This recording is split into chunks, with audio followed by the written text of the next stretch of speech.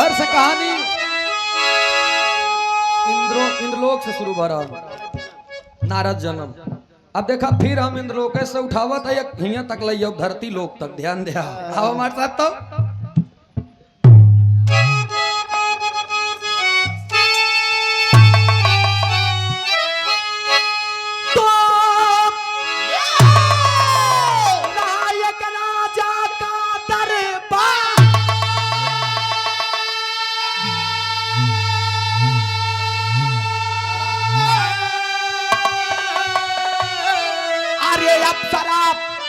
मोहित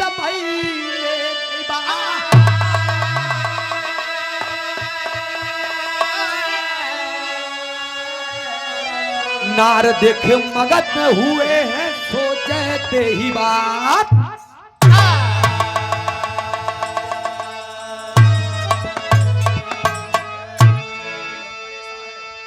पूरे विरह का संदेह लेकर एक लाइन गजल के टुकड़ा में बताओ गिलमाट साहब। महाराज इंद्रदेव के दरबार में दरबार सजा हुआ है, नर्तकी नाचत बा। कौन नर्तकी रे, कहना पड़ा एक लाइन गजल में।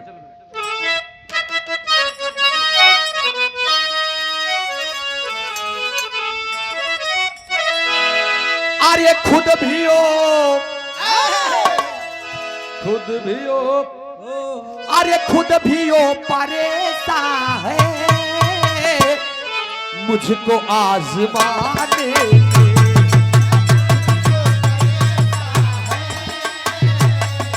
मुझको आजमाने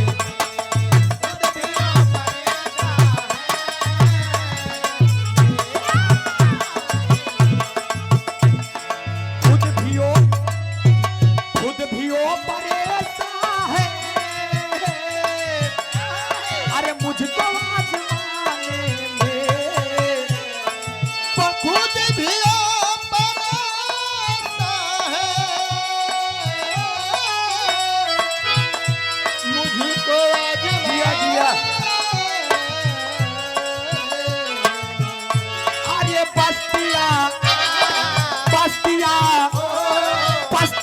चली सारी मेरा घर जलाने में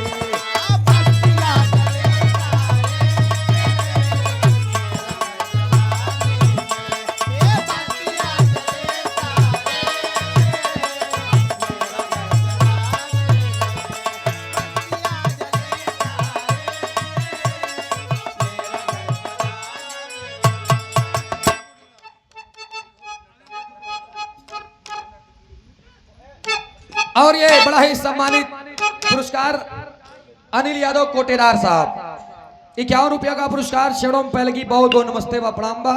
आशीर्वाद दे हम बच्चे कला में कामयाब रहे, जहां रहे खुश रहे आबाद रहे। एक स्वर से सभी सकल पंच के नमन बा। यही भाव में बतावल गेली था गजल के लाइन रहे, भाव में कहना पड़ा।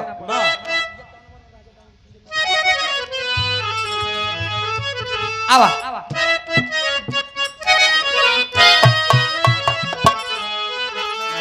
अरे नृत्य करने चली नारी अरे मन को बहेलाने को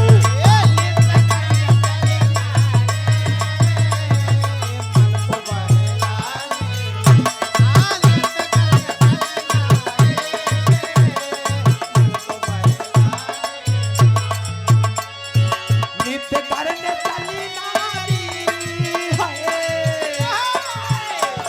अरे मन को बहेलाने को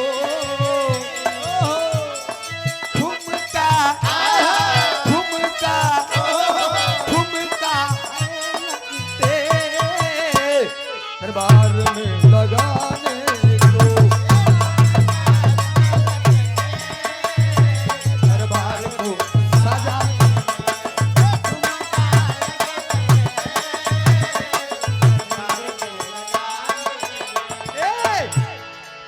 महाराज इंद्रदेव के दरबार में उर्वशी नाम की एक नर्तकी थी। अब उर्वशी नाम के एक नर्तकी रहे, नाचत बहुत बेकार है, बहुत तगड़ा डांस करत रहे, बहुत टाप, इतना टाप नाचत रहे कि एक बार इंद्रलोक में महाराज इंद्रदेव के सामने तमाम लोग मंत्रियों को बुलाए। इंद्रदेव बुलाए, कहने एक बात बताओ, कहने का कहन मैंने सुना है मृतलोक का एक ऐसा ऋषि, मृतलोक का एक ऐसा ऋषि जिसका नाम दुर्वासा बताया गया। कहन तब कहन बहुत क्रोधित प्रवृत्ति का ऋषि है और आज तक उसका ईमान किसी ने डिगाया नहीं है। कहन तब कहन बा कोनो इंद्रलोक में ऐसी अप्सरा जौन उनके ईमान को डिगा दे, अगर उनके ईमान को डिगा देगी इंद्रलोक का आधा राजपाट दे दिया जाएगा। आप मंत्री हैरान होइए, हेरत हेरत पहुंचन उर्वशी के लगे। एक बात बताएं नजम के भाव में, क्या बताएं?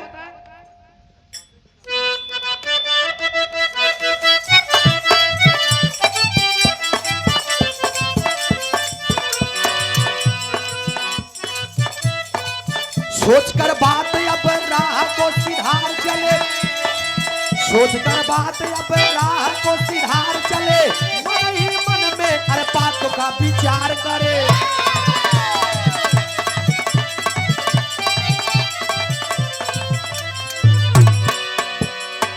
पूछे मंत्री इंद्र लोक तक में आए हैं, पूछे मंत्री इंद्र लोक तक में आए हैं, रानी उर्वशी से कहानी को बताए हैं।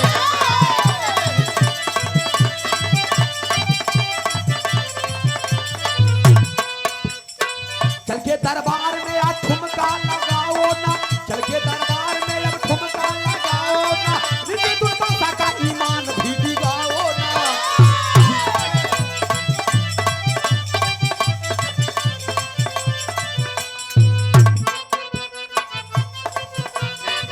खुश हो इंद्रलोक तुमको लाल कर देंगे, खुश हो इंद्रलोक तुमको लाल कर देंगे, तुमके से ईमान दिलाओ माला माल कर देंगे।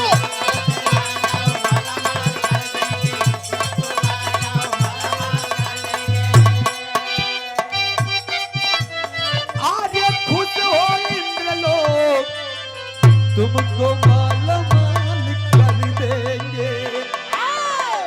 मंत्री गहन उर्वशी बुलाएं, कहन उर्वशी कहन का कहनाओ डांस करा खूब बढ़िया से, दुर्वासा ऋषि के ईमान डिगाए देबू तई जान लिया आधा राजपाट भगवान इंद्रदेव तो का दे दी है।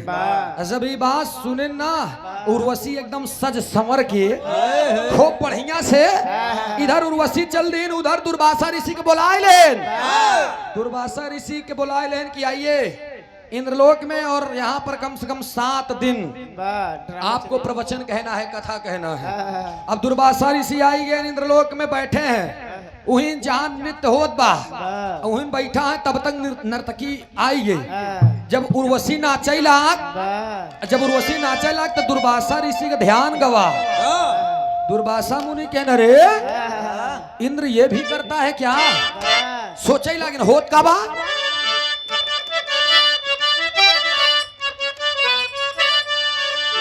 अरे तोहर नाम लइके नर्तकी नाचत बा और नाचत नाचत दुर्वासा ऋषि के पास जात बा।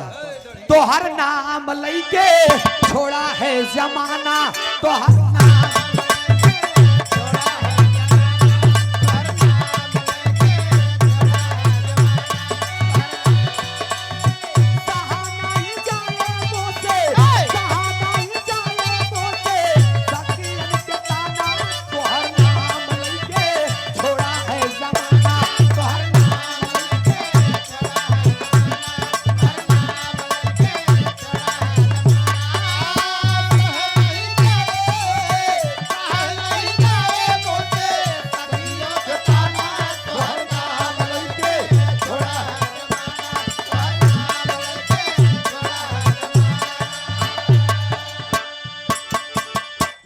नाचत बा, नाचत नाचत एकदम गोड़ हाथ पटक देत बा कि सब तो देखत है, लेकिन ये बुढ़ा ये दुर्वासा ऋषि मेरी तरफ देख ही नहीं रहा है।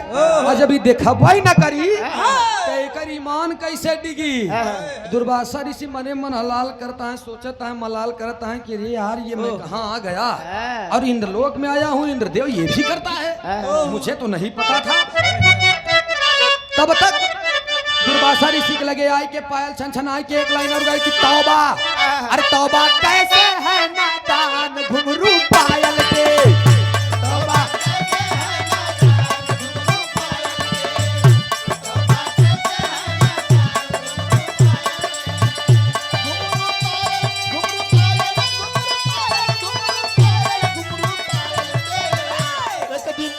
एक दिन ले जी मेरी जान घुंघरू पायल के।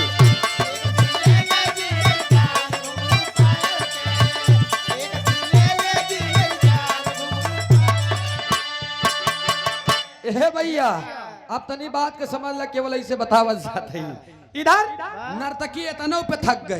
जब एतनों पे थक गए दुर्वासा ऋषि नाई ऊपर मुड़ी करत हैं, वो पकड़े दाढ़ी प्यार से प्यार से पकड़े का जे नाचन ना तक थक जाई देखबे ने वो न करबो करे के तू प्यार से पकड़ी, पकड़ के दाढ़ी तीन नैया हिलाई दे सके जानवर हो क्या। कब से हम नाचत जब इतना कहे दुर्वासा ऋषि इसे देखे लागे, कहन जानवर हो क्या, कब से नाच रही हूँ तुम नीचे से ऊपर मुड़ी नहीं कर रहे हो। जब इतना कहन दुर्वासा ऋषि कहन तुम मुझे जानवर बता रही हो, मतलब हम तोहरे चेहरा पे, तोहरे डांस पे, तोहरे नृत्य पे अपन नियत खराब कैले तब तो ठीक है। अगर हम नाई देखत ही ध्यान नाई देत ही तो हम जानवर हो जाई। अगर नर्तकी तुमको जानवर बनने का इतना ही शौक है, देखा विधायक जी श्राप दे दें दुर्वासा मुनि, जा हम श्राप देते ही तू बहन के बहन घोड़ी हुई जा, हम श्राप देते ही भाई का भाई घोड़ी बन जा। जब घोड़ी होगी खट्ट से, जब घोड़ी होगा ये बेनी भैया अब वही घोड़ी के नहीं लगा छम छम छम छम, चालदार घोड़ी बेचारी चलाई लाग। आदरणीय आप सम्मानित श्री शिव मूर्ति यादव दरोगा जी ई भाव पे प्रसन्न होकर के 101 रुपया का पुरस्कार नमस्ते प्रणाम आशीर्वाद हम बच्चे कला में कामयाब रहे। अब नर्तकी घोड़ी बन गई, अब घोड़ी बन के आती बार बार का ये मुनि जी मुनि जी दुर्वासा ऋषि कहन हमका माफ कर दिया, हमका माफ कर दिया साहेब, मुनि जी माफ कर दिया। मुनि जी के जब बार बार दोदई लागे तो मुनि जी के तनी के दया आए, जब तनिक दया आए कहें क्या करूं, मेरे जुबान से जो बोली निकल गई, कहता नहीं हाथ से छूटा पत्थर मुंह से निकली बोली बंदूक निकली गोली कभी वापस नहीं, मैंने दे दिया। अब उस रात वापस ना ले सके, लेकिन उद्धार कब हुई कब कहें जब 3:30 बज इकट्ठा हुई।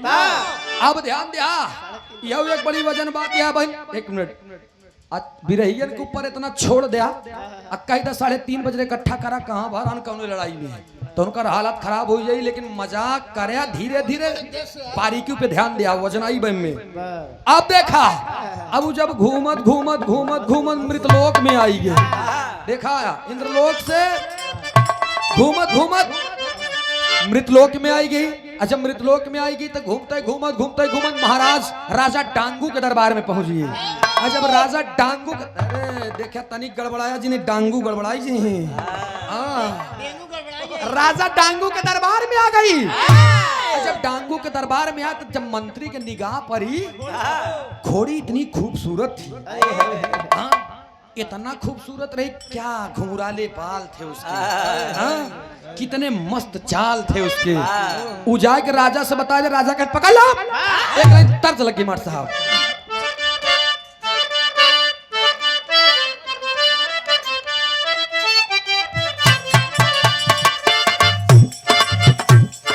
ए भौजी का भौजी मोर भौजी ले भौजी दे भौजी, ए भौजी रंग दे भाई चोलिया तो हार के बढ़िया बंद करके,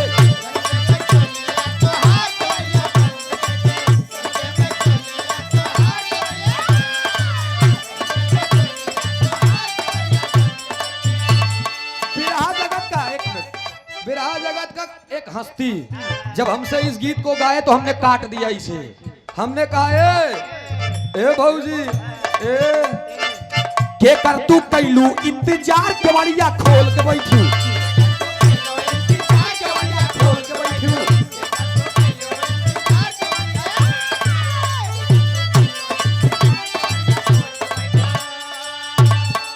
बाहर गई मतर बता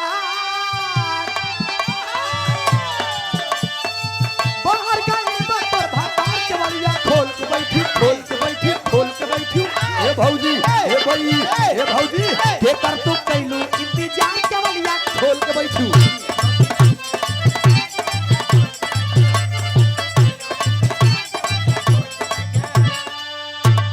लेकिन अब उधर घोड़ी उपद्रव मचाए दे पूरा फुलवारी यहाँ तहस कही दावत बा पूरा तहस नहस कही देत बा राजा डांगू आदेश कही दे जाओ पकड़ लाओ जैन और हंत कहता है एक घोड़ी पकड़ घोड़ी बोल घोड़ी एक घोड़ी पकड़ो पकड़ो बेपहरेदार भागना जाए घोड़ी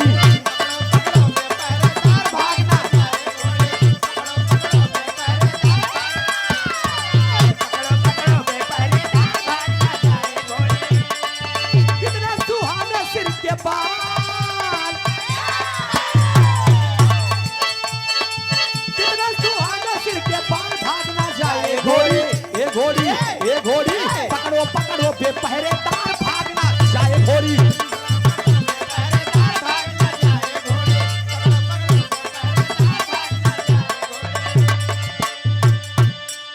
अब जितना दरबारी रहे उन्होंने भाई तारीफ ही करता है कितनी सुहानी निराली है घोड़ी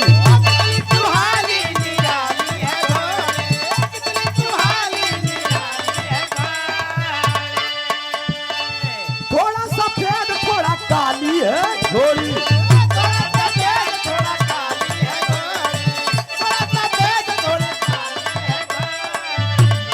आदरणीय आप सम्मानित श्री इंजीनियर हरभजन सिंह जी की तरफ से इस भाव पर प्रसन्न होकर 501 रुपया का पुरस्कार शेडो में पहले की बहुत बहुत नमस्ते बा प्रणाम बा आशीर्वाद हम बच्चे कला में कामयाब रहे जहाँ रहे खुश रहे आबाद रहे कबो कबो कही नहीं चाहिए हाँ? कहे कितनी सुहानी निराली है घोड़ी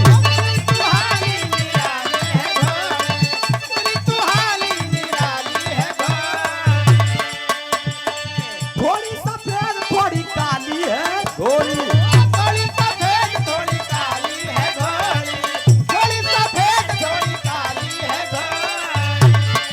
कलर बाटे रंगदार कलर बाटे रंगदार भागना जाए घोड़ी ए घोड़ी ए घोड़ी ए घोड़ी ए घोड़ी पकड़ो पकड़ो बेपहरेदार भागना जाए घोड़ी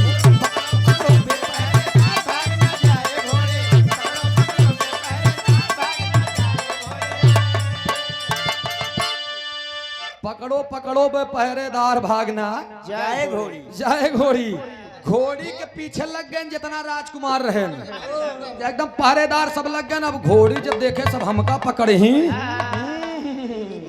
लगी लगी ही आए मर छलांग पे छलांग मेहरत में हेकी सोकी होकी सोकी होकी सोकी अटिया टटिया कटिया तोरत होए भागत बा अब सोचत हमका पकड़ नहीं इन्हन के का पता हम लड़की आटी आशीर्वाद दे रहन कि दिन में तू घोड़ी रहबू रात में गोरी हुई जी आप देखा उ कहा हम दिन में घोड़ी रहब तब हम नहीं चढ़ी और रात में हम गोरी हुई जब तब हम छोड़ी पकड़ के ले जाबे के रही हमका दोनों तरीके से दिक्कत बा फायदा उठाई ही जरूर अब वो भागत बा कि हम क्यों के हाथे आ जा तो काम गड़बड़ाई बात होगा जी हाँ नेताजी आप घोड़ी बेचारी बच के भागत ये 15 उकत में है कि ओका का पता राजा डांगू के जब ये बात पता चला जब ये बात के पता लग गया कि क्यों के बस के बात राजा डांगू फिर अपन मतवाला घोड़ा निकाले बैठे नो पे कहे चल बेटा अरे दोनों टांग फेंके सुपा कहा चलो चल दे लगा दे घोड़ी पीछे अब वो देखा वो भाई राजा डांगू खियाए पियाए रहन कब से 15 उकत थक गई रहा कहाँ भाग के जान लगाए दे पीछे ले ले पनही चल अब वो जाता है भागे चली जात बा पकड़ ले लगाए ले साइड में घोड़ा। और जब घोड़ा लगाए दे तो रुक गई घोड़ी। और जब रुक गई यार मार फेचकुर फेंक घोड़िया है फत रही है। हम घोड़ी थोड़ी आती अब फेचकुर फेंक दे राजा साहब ओका पकड़ के घोड़ा छोड़ दे। अब घोड़ी पकड़ के लेके आवत है। और जब लेके आए धीरे धीरे धीरे धीरे तो ओका ले गए कहाँ वहीं अस्तबल में जहाँ मर घोड़ा बांधा है। अब वहीं ले जाता हूँ बार बार पिछड़ा कैसे जाए हम। तमाम घोड़ा सारे बैठा है। इतना घोड़ा सारे हमें बैठा है। अब जवन घोड़ावन देखा था उन्होंने लगे ऐठा पर याद आना ना सारे। अब जब होकी गए घोड़ी गई बेचारी। अब जब घोड़ी अंदर गई सोचत रही बेचारी तब भरे में धीरे धीरे धीरे धीरे दिन ढलैला। और जब दिन ढालीगा राजन बाहर आए डांगू महाराज सोचन देख ले हमार घोड़िया बात नहीं। जब घोड़ी देखें तो ओकर कलर बदलैला। एक मिनट ओकर कलर बदलैला। वो घोड़ी से धीरे धीरे धीरे धीरे गोरी के रूप बनावेला। तो कहना रे ये कोई ऐसी तो ऐसी घोड़ी नहीं है। छोड़ के अपन घोड़ा आएगी रुक जाएगा बनाई दे पूरा बन जाएगी। आज जब पूरा गोरी बन गई तो कर हाथ पकड़ के लेके अंदर चला गए। आज जब कमरा में लेके गए राजा डांगू बैठाए उसे पूछे क्या बात है। कैसे तुम कैसे घोड़ी थी गोरी हो गई। तुम जादूगरनी हो तुम क्या हो पूछा था। होत का बात तरत के लाइन बा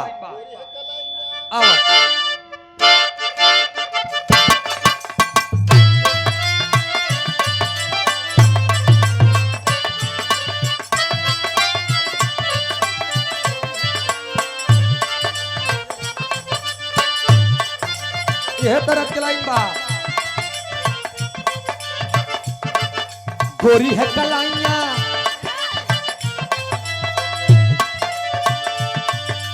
गोरी है कलाइया तुला दे मुझे हरी हरी चूड़िया अपना बना ले मुझे बाल माँ।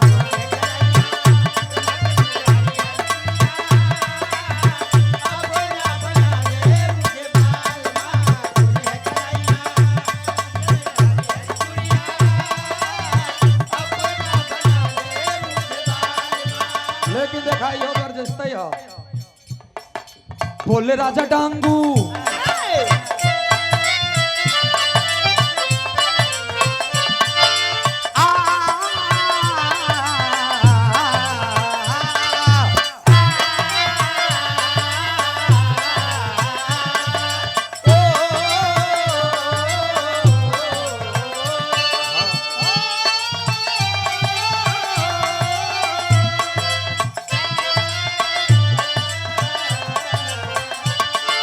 बोले राजा डांगू क्या तुमसे मांगू।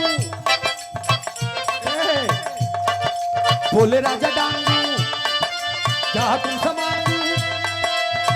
हाल तू बता दे रानिया। बोले राजा डांगू क्या तुमसे मांगू।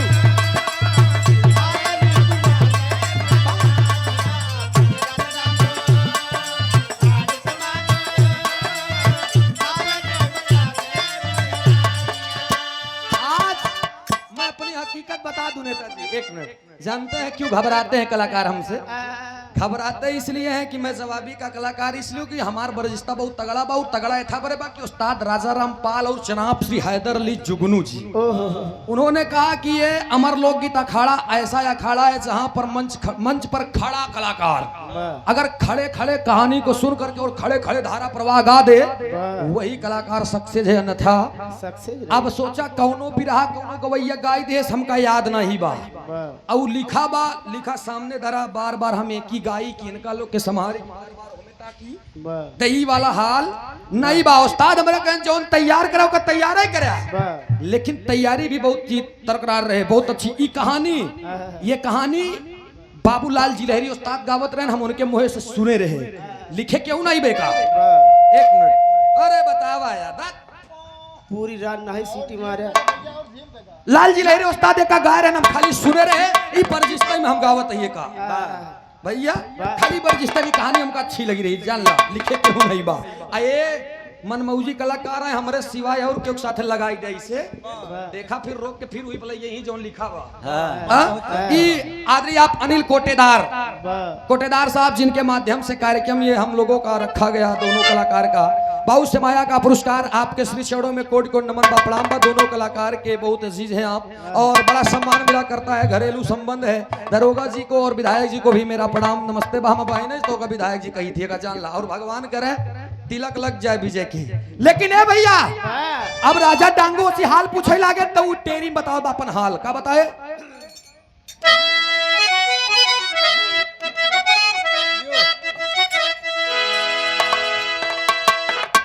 अरे राम बजनिया बन के नाचे नर्तकी श्राप का मिला बा दिन में घोड़ी लाबू रात की बनबू रंगिया बजनिया बन के नाचे नर्तकी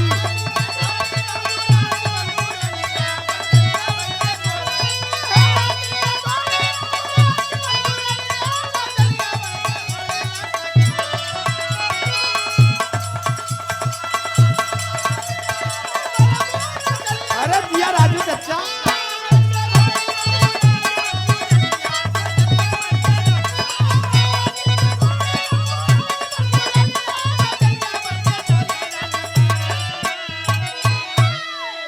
राजा डांगू का लालच होइए कि अब ये घोड़ी मैं कहीं नहीं जाने दूंगा चाहे जितनी लड़ाई हो अब जब राजा डांगू का लालच होइया बेनी भैया तो धीरे धीरे घोड़ी रात की घोड़ी और दिन में घोड़ी रात में गोरी दिन में घोड़ी रात में गोरी अब जब देखा कोनो अच्छी बात हो था वाह अच्छी बात का दिन कभो कभो करी ना लागत और कहीं लगी जाता अब देखा फैला इलाक चारों तरफ चर्चा कि एक विशाल घोड़ी राजा डांगू के दरबार में है धीरे धीरे धीरे धीरे ये बात भगवान श्री कन्हैया के कानों तक गई और नर्तकी जवन रहा है नर्तकी इंद्रलोक के दुलारी भाई इंद्रदेव की दुलारी रही और इधर राजा डांगू जवन रहे भगवान शिव शंकर जी के परम भक्त रहे इतना बड़ा भक्त रहा कि जहाँ याद कैले शिव शंकर जी आई जाते रहे ध्यान आया आप लोग अभी घोड़ी के खबर पहुंच गया यद कुल शिवमणि यद कुल नंदन मुकुंद कुंद श्री मुरली मनोहर जी के पास जब जोशी नहीं कहते झूसी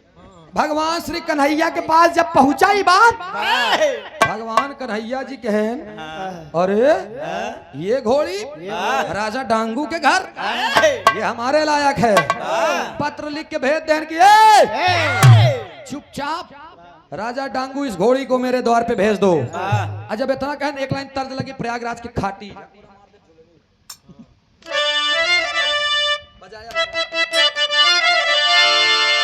आए हाय एक पत्ती बढ़ला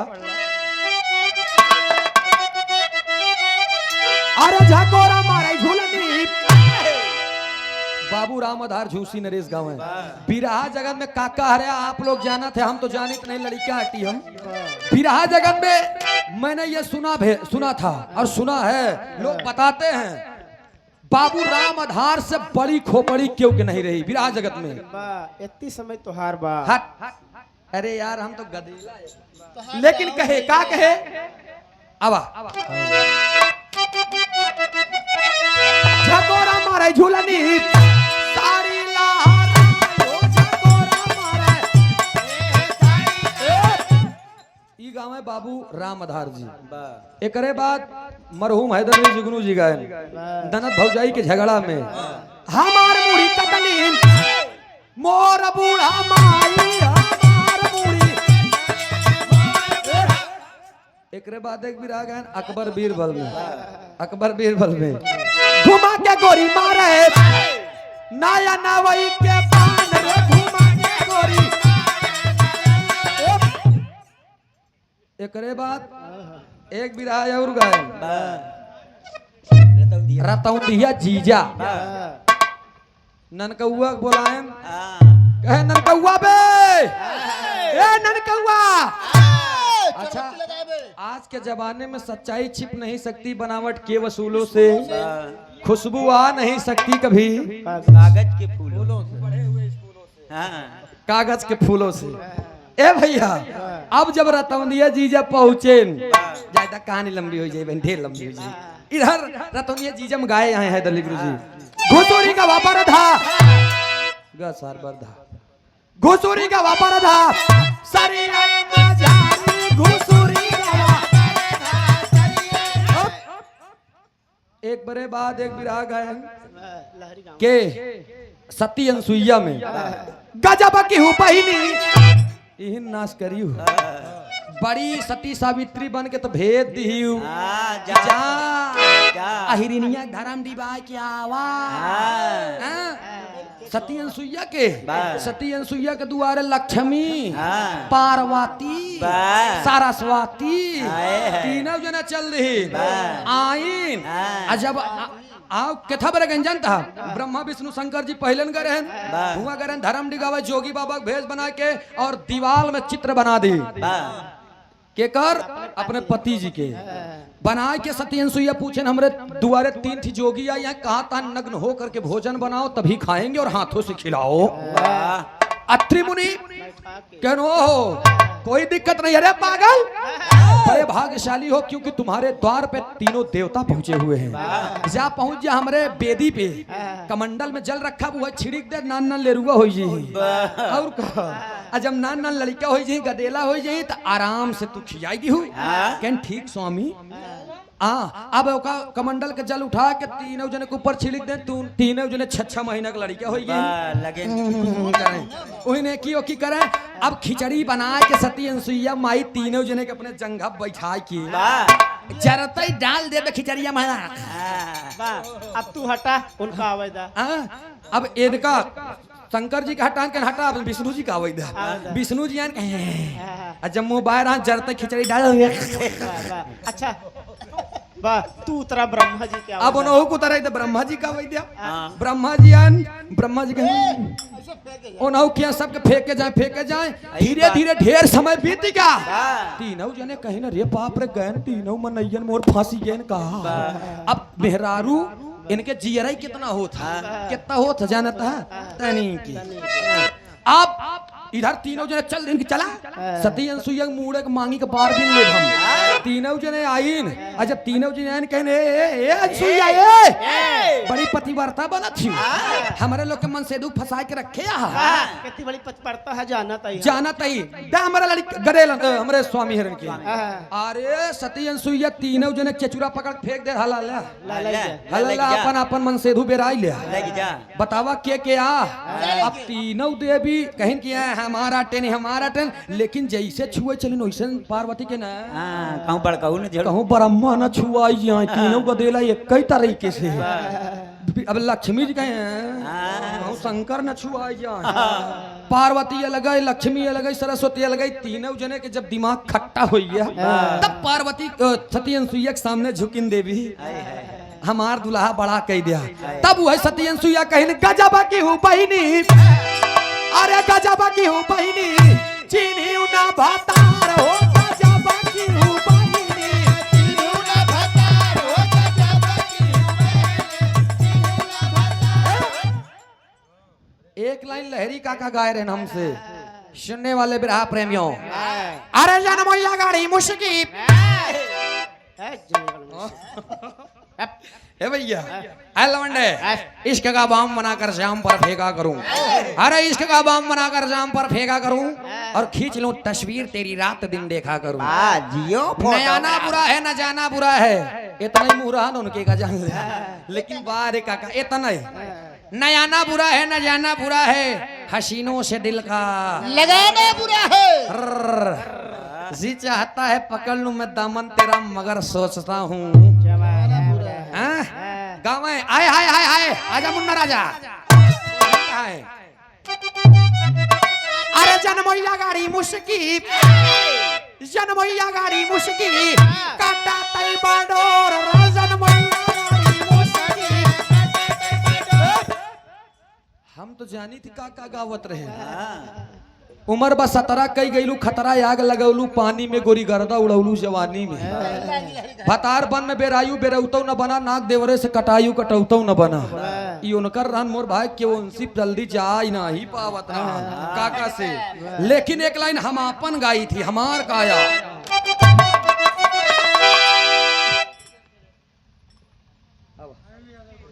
अनिल यादव कोटेदार बड़ा आशीर्वाद रूपी पुरस्कार बड़ा सम्मान मिला करता है। आपके श्री चरणों में कोट को नमन बा प्रणाम बा। आशीर्वाद दे हम बच्चे कला में कामयाब रहे, जहां रहे खुश रहे, आबाद रहे। कहना पड़ा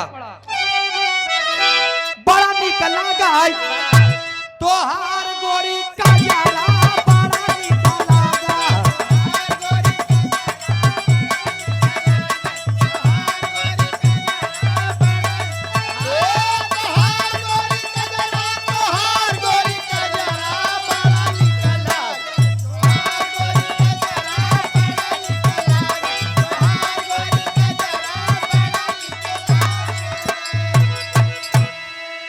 माटी के मूर्तिया पे कारा जिन गुमानावा,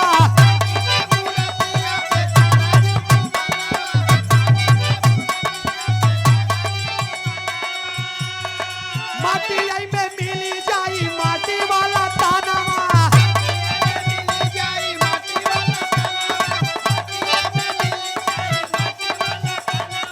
लास्ट लाइन बड़ी दर्दनाक बा। अरे छलक कहीं ना पावाई,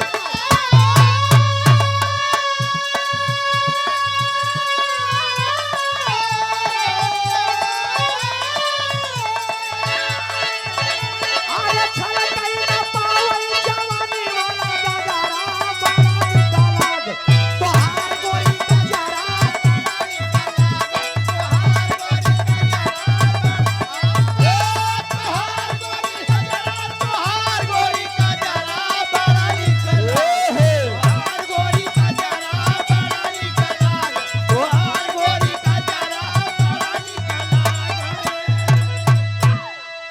ए भैया ई राम दयाल राम खिलावन दयालपुर से हरबरा जी, हम जौन बोलब गलत न बोलब, वो दयालपुर रहन त का करी।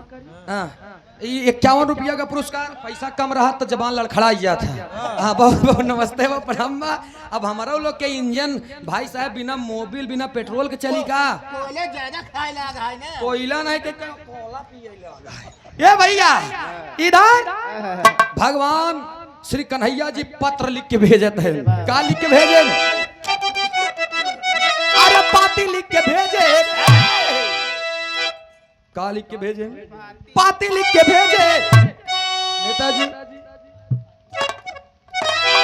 एक गवैया हमका मंच पे एक बात बोल दे, तब से हम मंच पे कॉपी किताब एथो बरे नहीं लिखी कि मान ला हमका अर्जेंट हो क्योंकि नंबर ले के होता वो नहीं लिखी, पेना नहीं लिख चली।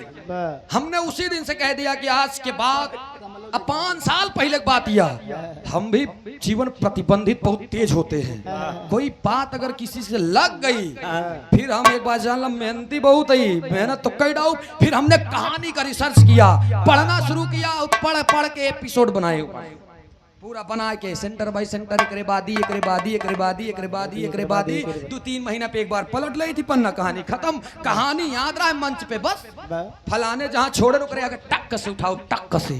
काहे लागत जानता? अहंकार बनीन बा, भूमिका बनीन रहा था, अहंकार ना अहंकार। अब मार साहब नया रिसर्च हो चाहिए। अब घमंड बना रहा है। कहना पड़ा अरे बातें लिख के भेजे, मदाना मुरार हो पत्नी लिख के भेजे।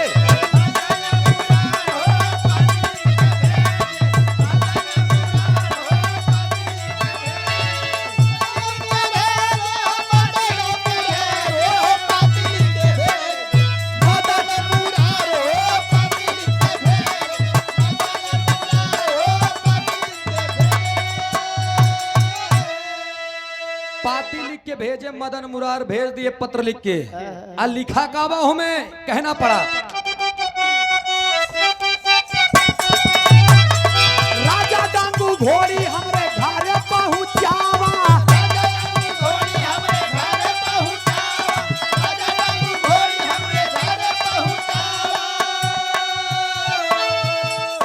बादले में आपत जान बचावा।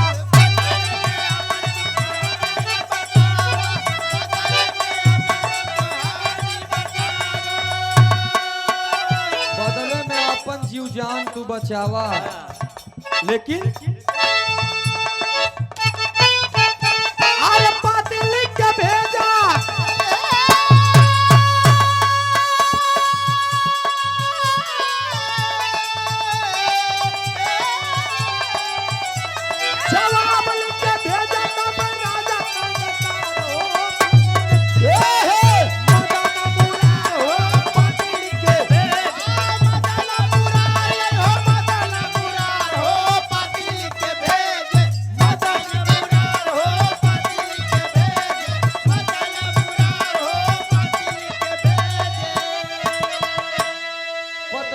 भेजे मदन मुरार हो।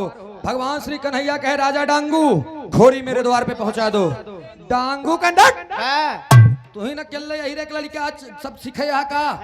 तू घोड़ी चलावा, तू चक्र चलावा, तू चीर चोरावा, आँखी मिलावा, लड़की के साथे घूमा, तू चैटिंग करा,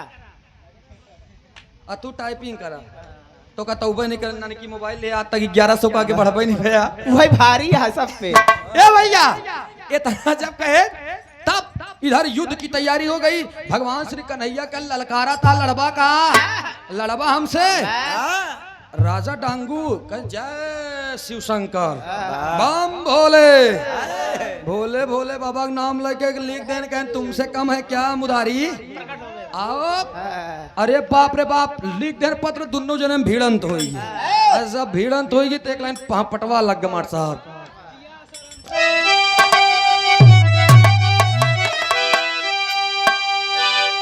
अरे जूझे समर में तू न बलावा नवा बनावा पीछे में।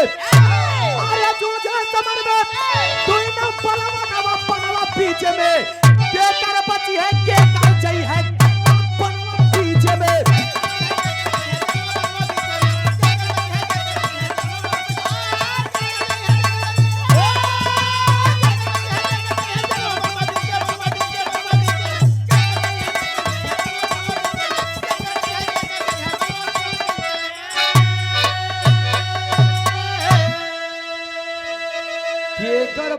जई है केकर बची है जनवा बनवा बीचे में। अरे होने लगी लड़ाई तब भगवान श्री कन्हैया जी करें होने लगी लड़ाई तब कन्हैया समझा।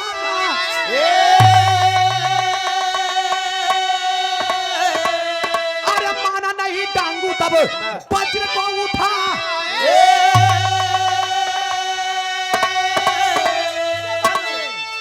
चक्रधारी छोड़ो आप सुदर्शन बनवा पीछे में। अरे के कर नहीं है के कर जाई बनवा पीछे में।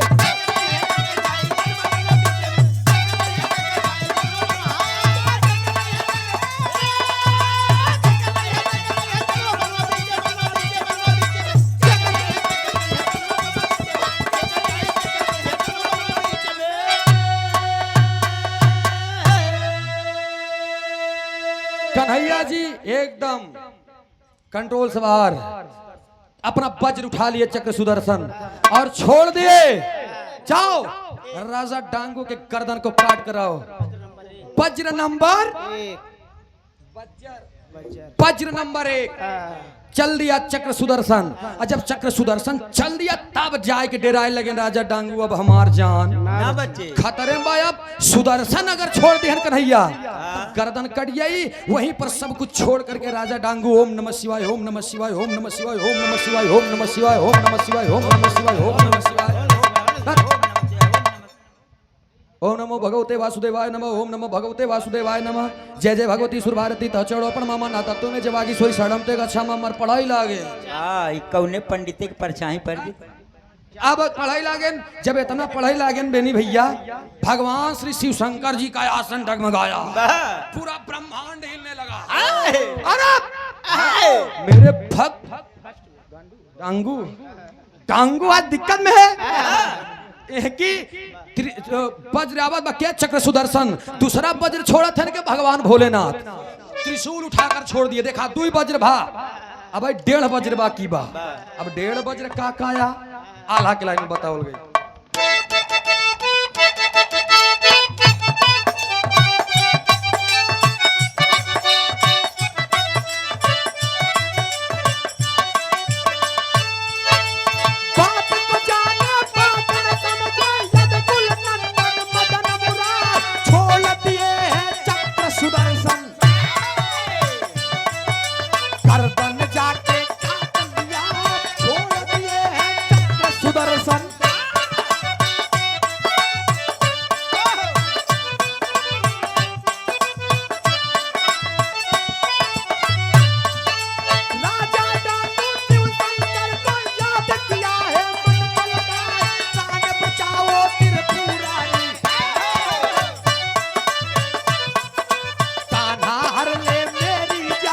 जान बचाओ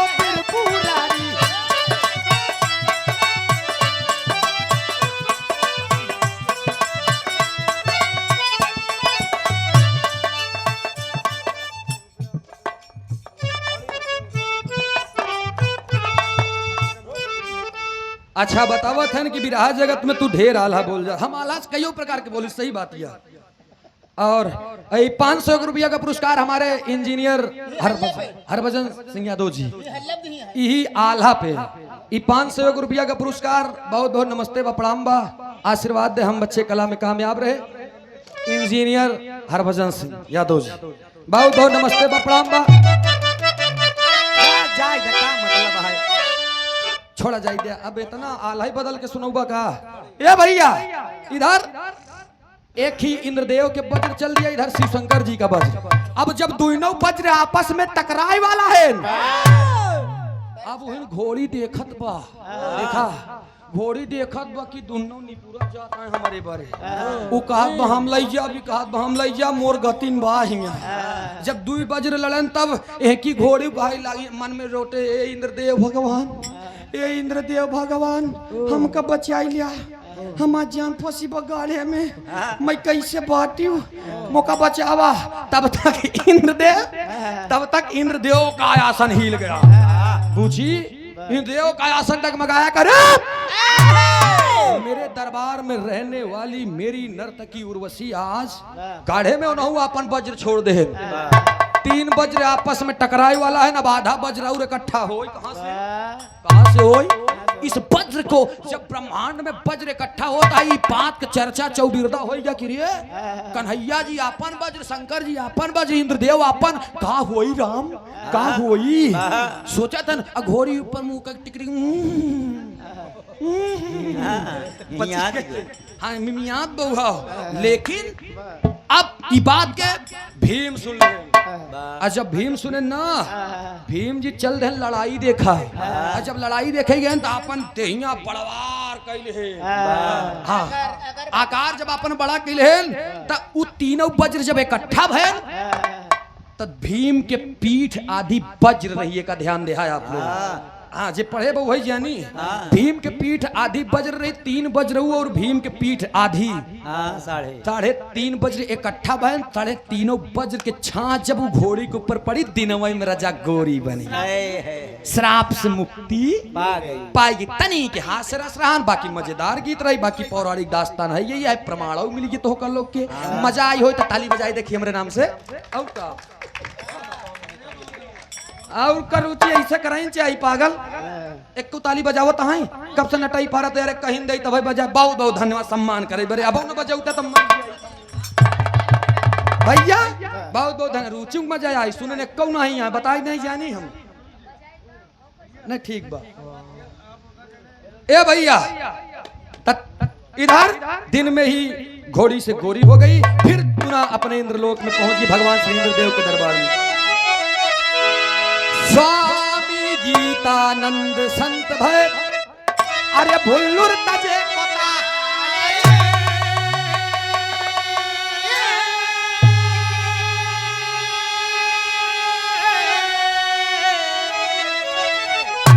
रामधार है धर स्वर्ग सिधार, राजा राम कई बलिहारी।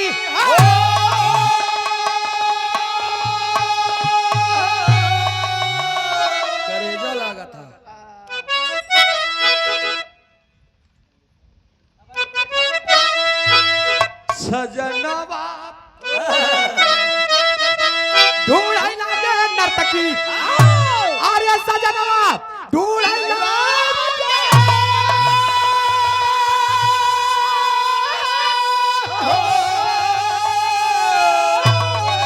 ओ सजनवा ढूंढाई लागे नर्तकी, गाँव सूरज यादव बदरा में मकानवा, सजनवा ढूंढाई लागे नर्तकी।